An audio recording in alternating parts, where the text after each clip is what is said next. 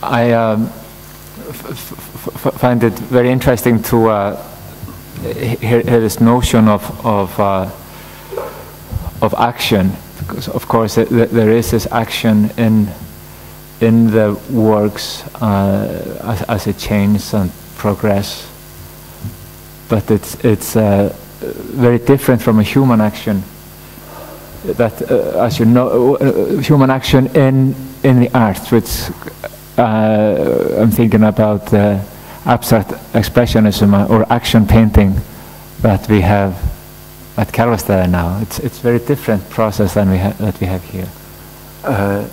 Yes, and you know, it's funny. There was one quote that I somehow wanted to work in to make this contrast from abstract expressionism, and I couldn't make it fit, and I had too many other people's ideas talking to each other here anyway. But it was when Jackson Pollock says, "I don't imitate nature, I am nature." Now, in that case, what do you say? Well, do you say that his being nature leaves an effect on the canvas? Well, in that case, how far is Pollock from the drying paint? On the one hand, it seems to be as far as possible, and the effect is completely different. Maybe the answer is to say that when Pollock identifies himself with nature, he is identifying human action. I mean, he is not acknowledging how small a part of natural processes human action amounts to. And so he's misrepresenting nature by letting himself stand as the representative of it. But it's interesting that Johan Eyfells has works both in the exhibition at Kjarvalsstaðir and here, actually also at the ISE right now. But the exhibition at Kjarvalsstaðir is about abstract expressionism. It's an incredible collection of 100-some paintings, but they are. But the works that are being exhibited there are not action paintings. They are process work that where he really lets go of the process, very similar to his Íslandsvarða. But Hafþór Yngvason, well, first of all, the exhibition, what holds the exhibition together is more of formal similarity in difference from geometric abstraction, but he makes a point in his little in the essay that was published for the exhibition that where he connects Johan to Pollock exactly. But I think it's a very significant difference. And I want to come back to something you said, Hafþór, about the objects in this exhibition as opposed to some things like the suitcase full of cheese.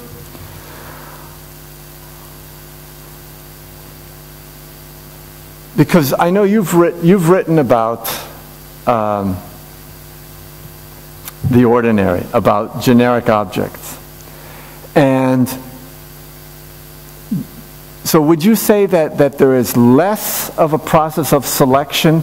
Or no, maybe I'm thinking on my feet.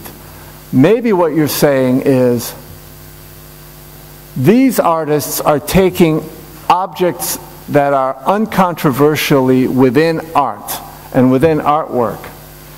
Of course, it's interesting to see if you can have a suitcase full of cheese or a glass with dust on it to declare that art.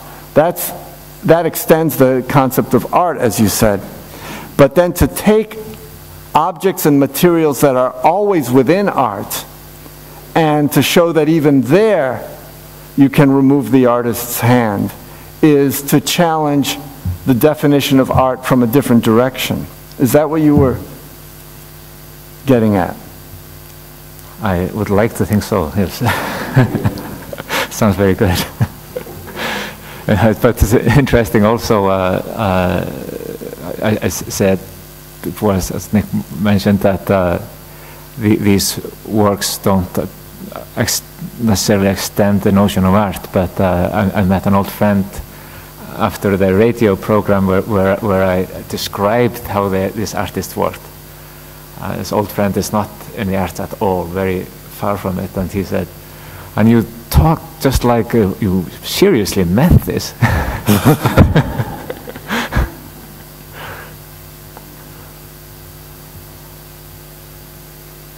But did you get that old friend to come and look at the exhibition? That might have been a stretch. I'm working on it. Yeah.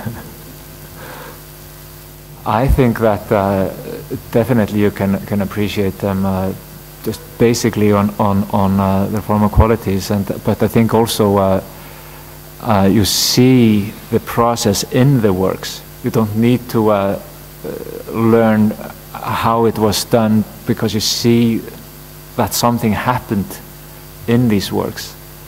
See where I think that you see index of the process itself and the time.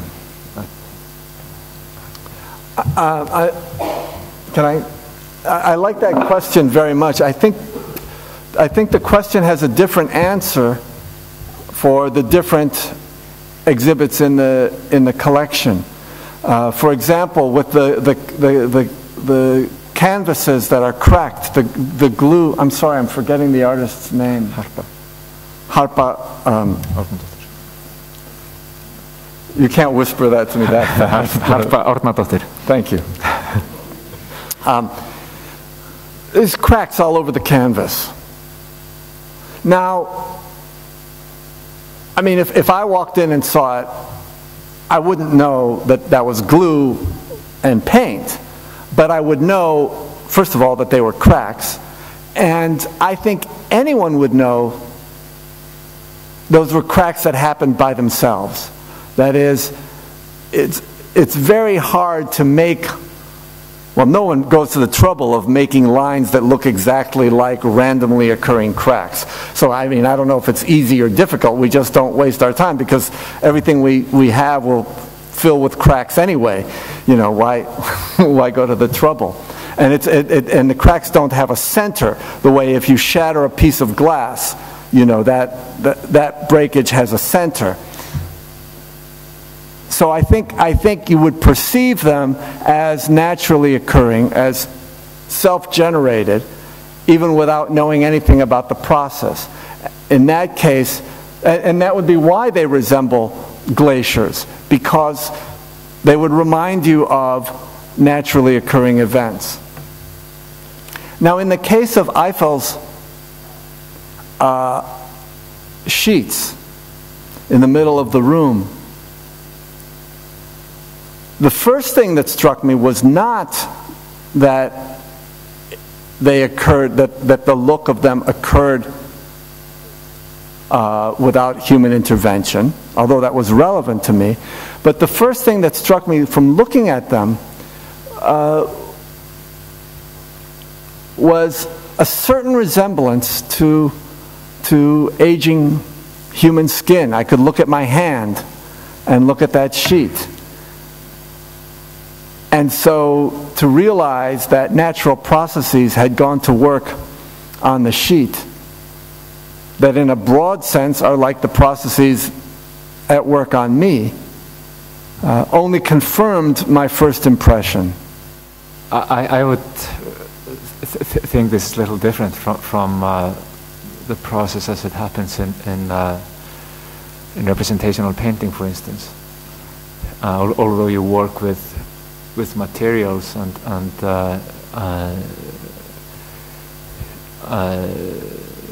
the materiality of it may be very important. I think that what Nick was saying about this being generic object, and what he said about the cracks, you know, Harpa Árnadóttir's paintings, anyone would know that these are cracks. Not because nobody would go to the problem or to the trouble of painting these kind of cracks, but just because there clearly are cracks. There is nothing that you really need to know as you approach this painting. It's like nature. You can be geologist and sort these cracks out. These are this kind of cracks, or those are those kind of cracks. But that is clearly not what information you need to know about these paintings. All you need to know is what you already know as a human being who has spent any time in this world. It's this reaction to nature, I think.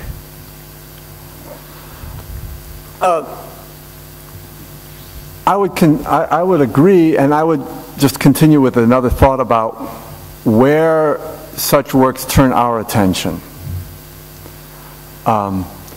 Because as you were saying, it's not that different. I suddenly remembered, and I don't really know anything about the life of Jackson Pollock except what I learned from watching that movie about him. But in the movie, and this is the kind of thing you do in a movie, he's making a painting, and then he notices paint dripping, and you can see him thinking, "Oh, now I'll put the drips into my painting." Okay, well, I'm sure that never happened like that. But you have dripping paint. You have this natural process that occurred in his studio. But he turns it into a process that can register his mark, or if you want to say, to express his action, to leave a mark of his action. So even the dripping, when Pollock uses it, becomes ultimately a fact about Pollock, or a mark of Pollock's. And we look at his paintings, and our attention goes to the artist's mind or hand. Whereas, as I understand these pieces, the goal is to turn our attention not to the way in which they were prepared and selected by the artist, but to turn our attention to the processes that the artist could not control. There was that Rauschenberg that mentioned John Cage, and John Cage in music is an example for me of someone who would turn our attention to different kinds of objects. He once was trying to compose music, and there was a lot of noise coming from the street outside, and he closed the window, and it was still too noisy, and then he decided, no, I'm missing all the music, and so he opened his window.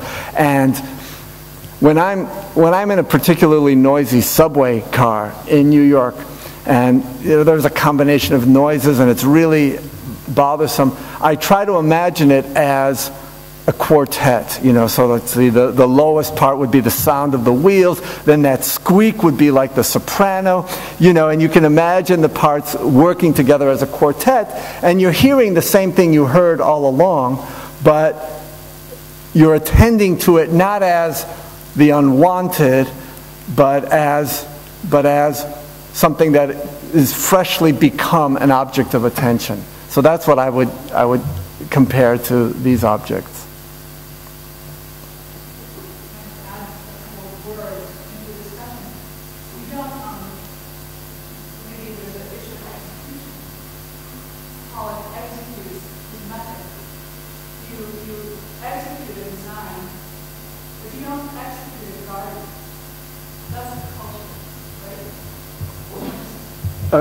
You don't execute a... Oh. You execute a design, cultivate a garden. I think there's some analogy that Pollock is executing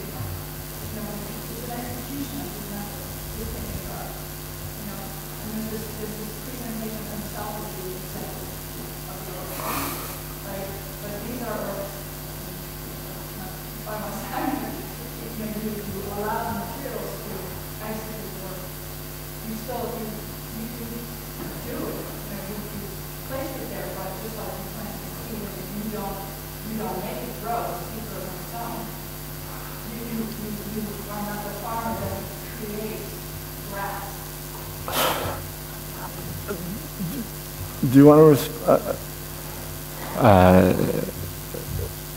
You go. No,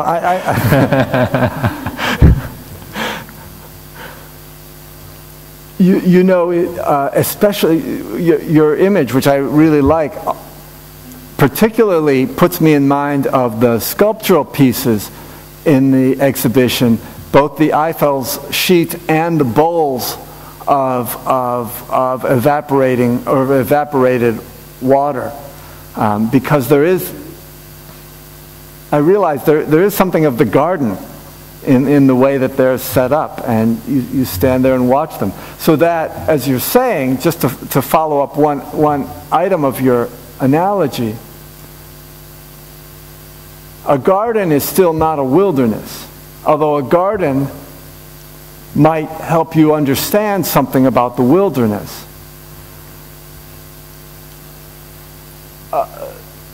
But the gardener has to understand that the gardener's role is quite limited in setting up the garden.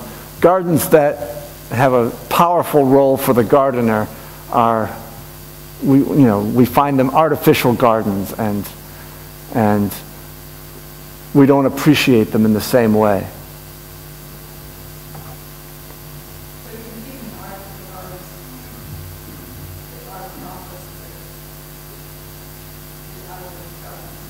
Yes, yes, and indeed Kant talks about this.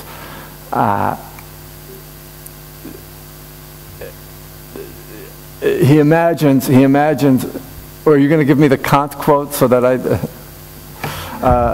he imagines, I think it's a garden, but it's a natural site that we find beautiful, and then if we were to learn that actually everything in it had been made by a human being, that I suppose you'd be like ceramic glass or grass and flowers and everything like that. The person who admires nature would immediately cease to admire this scene, right? It would no longer have the effect that the natural scene would have, even though the appearance of it doesn't change at all, even though it can look exactly like a naturally occurring thing. As far as I know, it's Kant, by the way, who is he's the one I omitted from this discussion, who was the first one really to talk about nature and aesthetic appreciation. But I don't know. The results are in many ways similar, and the way you approach them may be similar. But I think that we could make differences by thinking about how exactly were they made. But I think that the new dimension, for me at least, coming through this discussion, is what Pappas talked about in terms of our response to these paintings. Would we respond to these paintings or these artworks in the same way if we were not undergoing the ravages of time? If our bodies are not changing and degenerating, rotting away. We don't want to get too depressing about it, but yeah. This is something that I had not thought about at all. That how you respond to these paintings from the fact that that you are in some ways part of nature too, and confronting your own mortality.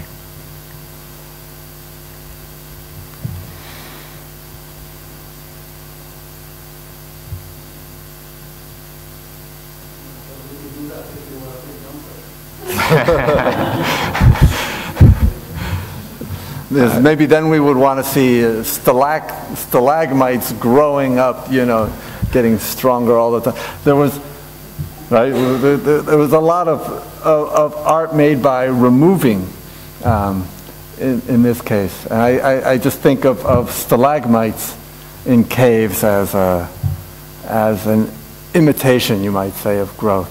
I mean, I would want to think more about your question, though.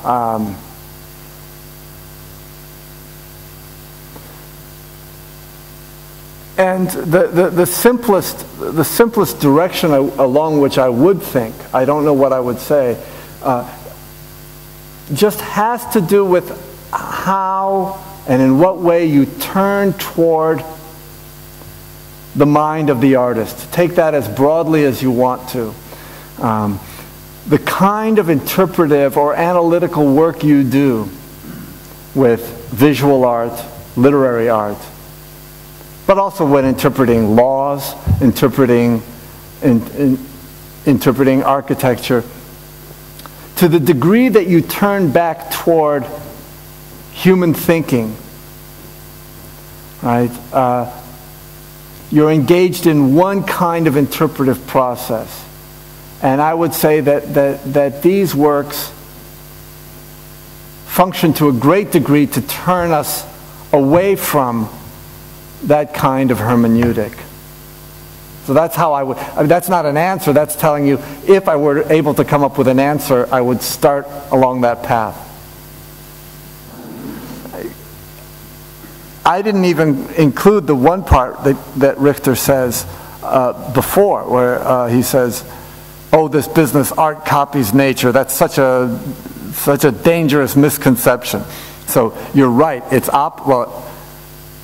opposite to Pollock's description of himself, and it's certainly opposite to at least Richter's understanding of what Aristotle is saying. But, do you want to help me out here? And I complicate this a little bit because the way you pronounced it, you said art is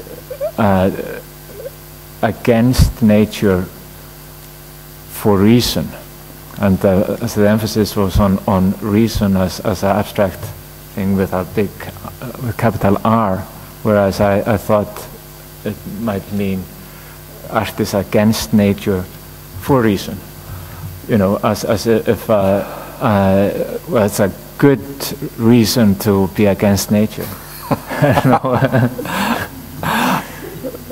I thought he was saying for reason. Okay. You think he was just saying for reason, but I think he was saying for reason. And of course, but what I would want to say to Richter in that mood, the mood of his, is that he's assuming a lot about reason by making reason something independent of nature.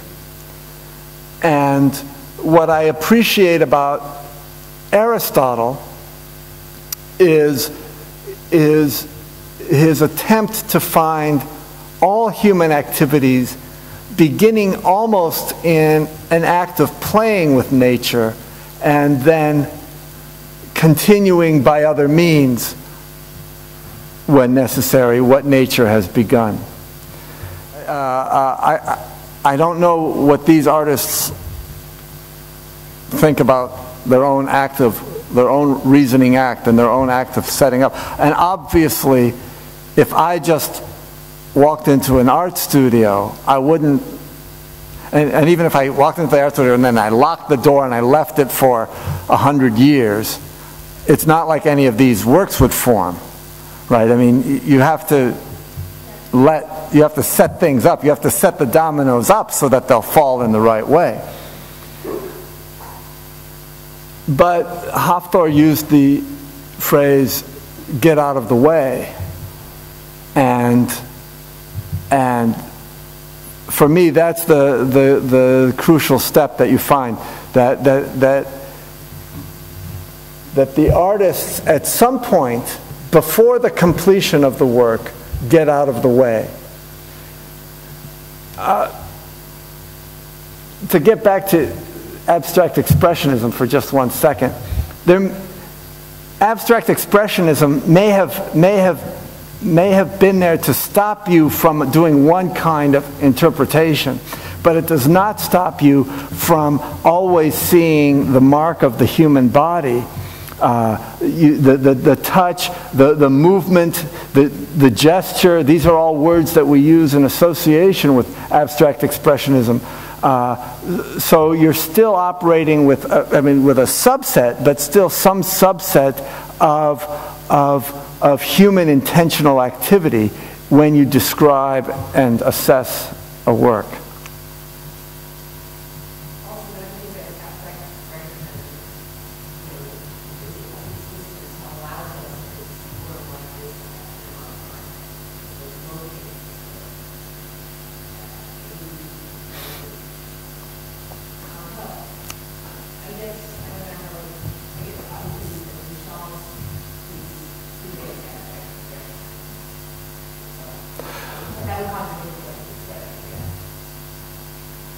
But it's hard.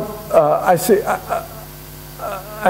I want to defer to Hafþór here. But it's hard to know that it's hard to see these works having the same effect if we didn't have examples of, especially abstract expressionism, certain kinds of marks, so that these things that are made with the same materials and sometimes have similar retinal effects, we realize are not created through the constant imposition of human activity, but rather by its opposite.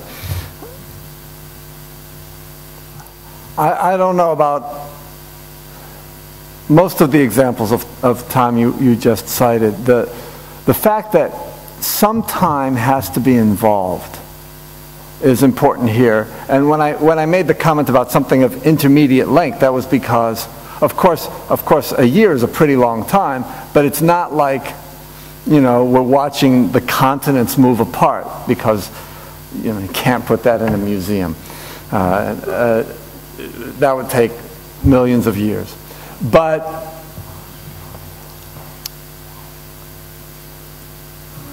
it's interesting that there's this cliche about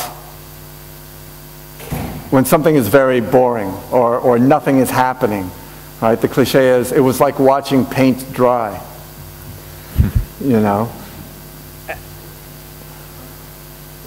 And in a way, however, with some of these works, we're invited to watch paint dry. And it seems to me that means calibrating our sense of being an audience to a much slower process. So that, for one thing, some of these works are still continuing to be formed. Water is continuing to evaporate. And what that would mean is simply that we exist in part of the same time, occupied by these natural processes, as opposed to seeing these objects as having been made in another time and now presented to us.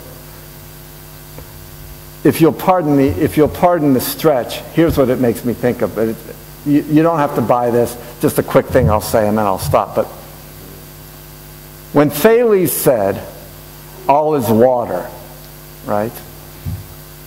And it sounds so much like a creation myth, except he didn't say everything was water. He said everything is water. And it was the difference between a creation story that said the world was formed when different kinds of beings with different kinds of powers brought the universe into existence. That time is all gone. And we occupy a time in the present when we can only witness the universe as a created thing. Thales is saying everything is water now and everything always was water, so that the same materials and processes at work around us today were at work no matter how far back you go. So the time we occupy is also the time occupied by the beginning of the universe for Thales. And I see that as the difference between the conception of time at work with other kinds of artworks in a museum. They were made in a mythical time through the genius of the artist, and now they exist in our experience, as opposed to these objects that are being made in the time that we occupy. But as I said, that's where I would go with that. You don't have to.